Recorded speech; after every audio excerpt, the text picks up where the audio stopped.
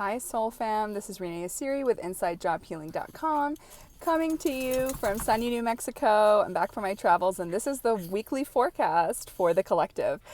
Wow, guys, we had the full moon in Libra on Sunday, and boy, oh boy, we're still feeling it 3 days later. The energy is very murky. A lot of us are exhausted. Maybe you have a headache today because you're still feeling that Libra full moon energy, which was harshly aspected, as we talked about last week. So you might feel out of sorts. You might feel a little confused because Mercury is still in Pisces. I don't know about you, but my internet has been on the fritz for the last 7 to 10 days since Mercury has been in Pisces. So communication issues, technology issues, internet issues, also just communication with people. I've had a hard time even whether it's FaceTime or Zoom or WhatsApp. It's like the calls are dropping, or it's kind of you hear every fifth word. So this is just part and parcel of that because of Mercury in Pisces. As you know, Mercury is the logical planet, mental planet, air sign through Gemini that rules Gemini. It is a planet that helps with communication, logic, linear thinking. So if you have a presentation or linear thinking, don't do it this week. If you have a proposal or a grant to write, or different things, again, this week is not good for that because a lot of us are lacking clarity. We are feeling a little bit kind of airy-fairy with that Neptune conjunction and Mercury in Pisces, which it doesn't like to be in. It's detriment.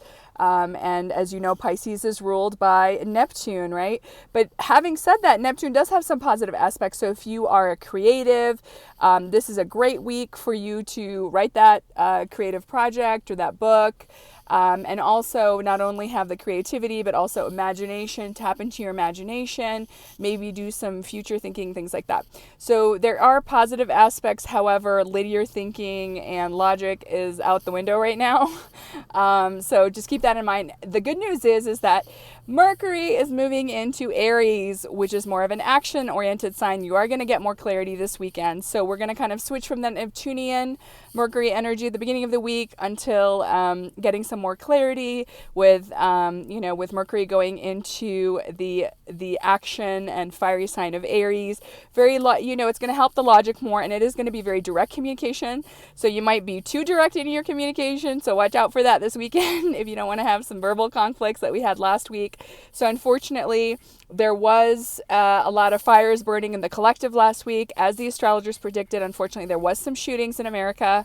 So that super sucks. Hopefully we're kind of getting over those energies and getting into mellow energies for the spring. This week, it is going to be a little bit of a transition. I do want to talk about the full moon in Libra. We talked about it a little bit last week, but I want to talk about it a little bit more. So, because again, we're still being affected, not only for the last 3 days we've been affected by these energies, but usually with the full moon, you're affected until the next full moon. So at least a month in advance. So I do want to talk about the full moon energies in Libra. So as we all know, Libra is the sign of balance. It's a sign of harmony in relationships, right? And it was negatively aspected last week and had a lot of, conjunctions, right? And we talked about Mars and squaring Mercury and all that, and the Neptunian energy and all that, and Venus being in Aries, which it doesn't like to be in. So we talked about all those things, right? And so the reason I bring all this up is really Venus is still kind of in conjunction with Chiron.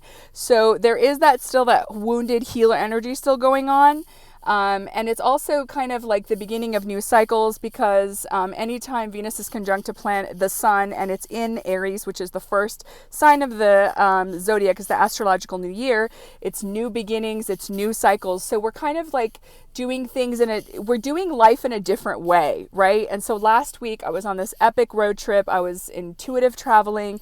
I was in complete flow state. I just got up. I didn't know where I was going, packed up my bags, took my dog, and we just hit the road. And we just, the universe basically guided us on our trip on where to go next. And so that's how I'm doing life for the next chapter in the age of Aquarius. And so I invite you to figure out your formula for happiness, how you're going to do life differently, differently. What does that look like? Because we kiss the past goodbye.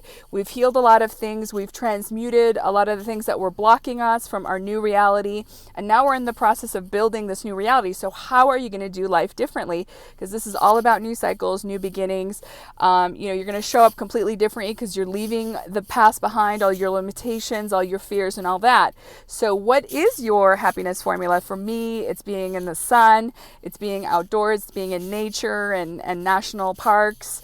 It's being in community with people and like-minded people. It's traveling, it's being free, it's being able to work from anywhere in the world and being a digital nomad. And so what is your freedom and what is your what is your happiness formula? For me, it's freedom, adventure, living life to the fullest, and being able to accumulate wealth and abundance in the process and serve others, right? And be on mission.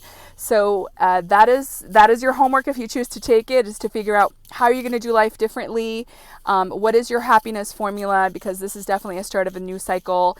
And we've let go of all the self-sabotage and we're working through some of the wounded healer stuff that we uncovered last week, the collective wounds and the individual wounds, which brings me back to the full moon in Libra. So Libra is about finding balance, and not just within yourself. So it is finding balance in your individual self, but it's also about finding balance as a collective, right? And as a group. So really, in order for you, and also finding balance in relationships and doing relationships differently, right? Whether it's like you've kicked the toxic people out last year in December with that Sagittarius moon, or whether you're kind of getting back together with an old flame, it doesn't really matter. But you're going to show up differently in your relationships now. You're going to have more balance, more harmony. And so in order to have that, you have to have the inner balance, because your relationship with yourself is the most important relationship you're ever going to have. That's why a lot of the work that I do in my private practice and in my digital course for people, whether it's group or individual, is about you getting yourself on point, you getting yourself in alignment and balanced with your yin and yang and balanced within your chakras, right? So the most important thing with this energy happening, even though we've had the full moon, we're still under the influence of it, is so it's not too late for you to come into balance of individually figuring out how you're going to relate to yourself, how you're going to find alignment and balance within yourself, whether it's with work, whether it's with finances, whether it's with your family or relationships, whether it's within yourself and your self-care and self-love. So it's really important for you guys to hone that down, is that individual balance, because that individual balance, once you achieve that, you're going to be able to overflow and carry that over to your relationship balance, right? So then if you're balanced within yourself, you're able to do life differently, to reimagine your relationships and show up differently, whether it's a new partner that you're with or you are rekindling an old flame and getting back together with someone because you've been able to heal those wounds that caused you to separate in the first place. So so that's kind of what this energy has been about, is finding that inner balance and then also carrying it over to relationships, right? And harmony. And so we're kind of in a very interesting time. The energy today actually is very sporadic. It's very wonky. It's very confusing. It's all over the place. It's very busy, as I said, because all the planets are direct right now until April 27th when Pluto goes retrograde. The energy is moving very quickly. You're able to manifest very quickly, but also really be mindful and vigilant of your thoughts, because as you raise your vibration and as you remove blocks, you're kind of like this fast moving river. So you can manifest in a good way or a bad way. So be very careful about your thoughts, because thoughts create things, and you are co-creating in every now moment in the quantum field of possibilities. All right, guys. So I hope you're celebrating just like I am that Mercury is coming out of Pisces and going to Aries. And so we'll hopefully get better communication, better technology, and more logic going on by this weekend. And so I hope you're celebrating that with me. I hope you're celebrating the new cycles with Venus, conjunct the sun and in Aries, and starting new cycles and redefining and rethinking how you're going to do life and coming up with your happiness formula, and leaving all the pain and the trauma of the past behind. And I just hope you enjoy your week and you don't let this frazzled, crazy, hurried, confusing energy today get the most of you or the best of you. Hopefully you will get some rest and feel more like yourself and get out into nature and the sun.